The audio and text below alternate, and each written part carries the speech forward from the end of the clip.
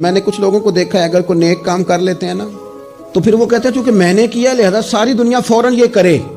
آپ یہ کیوں نہیں سمجھتے کہ رب نے آپ کو توفیق دی ہے تو آپ عاجز ہو جائیں اللہ کے بندے، آپ عاجزی اختیار کریں۔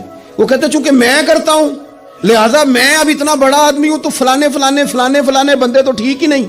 حضرت سعدی شیرازی کہتے ہیں کہ تہجد کا ٹائم تھا، پرانے زمانے میں نا لوگ مسافر اکثر رات مسجدوں میں آ کے گزارتے تھے، تو کہتے ہیں مسجد میں لوگ سوئے ہوئے تھے سارے، تہجد کا ٹائم تھا، میں تہجد کی نماز پڑھ رہا تھا، میرے والد بھی ساتھ تھے، تو میں نے اپنے ابا جی سے کہا یہ دیکھو کتنے بد نصیب ہیں، نفلوں کا ٹائم ہے اور یہ سوئے ہوئے ہیں۔ تو فرماتے ہیں میرے والد کہنے لگے کاش تو بھی سویا ہی رہتا، لوگوں کے کپڑے تو نہ پھاڑتا۔ او خدا کے بندے اگر تو نے پڑھی ہے تو تیرا اور رب کا رشتہ ہے، اس کی بنیاد پر تو دوسروں کو حقیر جاننے لگ گیا۔ علم پڑھے دا مان نہ کریے ماتا کی میں پڑھیا، او جبار کہار کہاوے متے روڑ دے میں دودھ کڑیا۔